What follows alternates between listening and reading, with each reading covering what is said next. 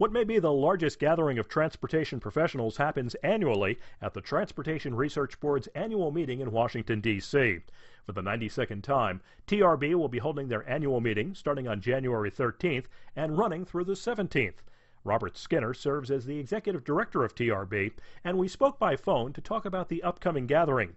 I asked him what some of the highlights are for 2013's meeting. As always, we have a jam-packed program, 110 workshops, over 450 lectern sessions, about 180 poster sessions.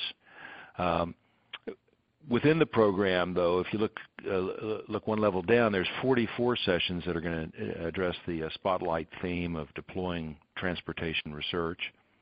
And then the other topic that's going to get a lot of interest this time is the recent reauthorization of surface transportation programs, MAP 21. And there are about 20 sessions that are going to deal with that have been organized in concert with the Office of the Secretary and the Federal Highway Administration. If you've ever been to a TRB annual meeting, you know it's done on a huge scale and spread out among 3 hotels. Skinner provides some tips for those attending the first time, as well as those making a return visit. There is a welcoming session on Sunday evening for first-time attendees, and that's a great way to learn a bit about the meeting and how to navigate through it and so forth. But there's a lot that you can do in advance. You can work through the website to examine the program in detail and put together your own custom program.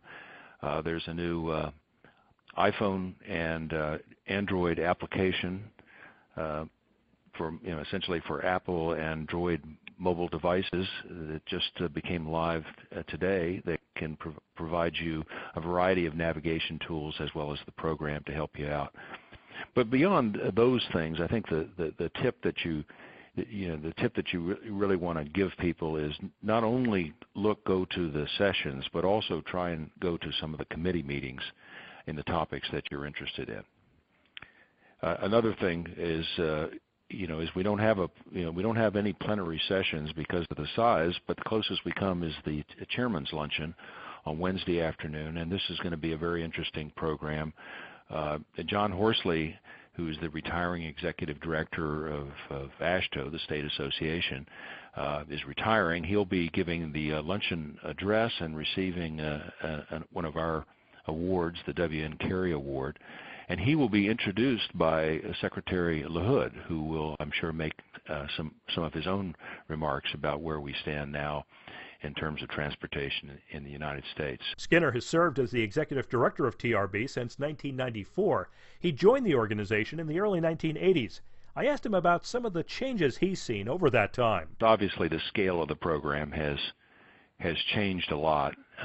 When I first started, we were in the 3,000 to 4,000 range when I first started coming, and so scale has brought a lot, and technology has changed things in part to accommodate that scale. So the registration process is much more automated now.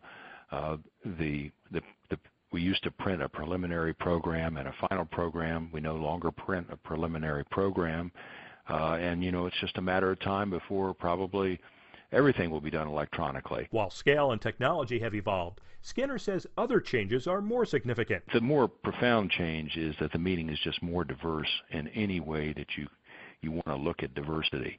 It's the subject matter of the program is more diverse. The attendees of the meeting are more diverse. You see more women and minority students.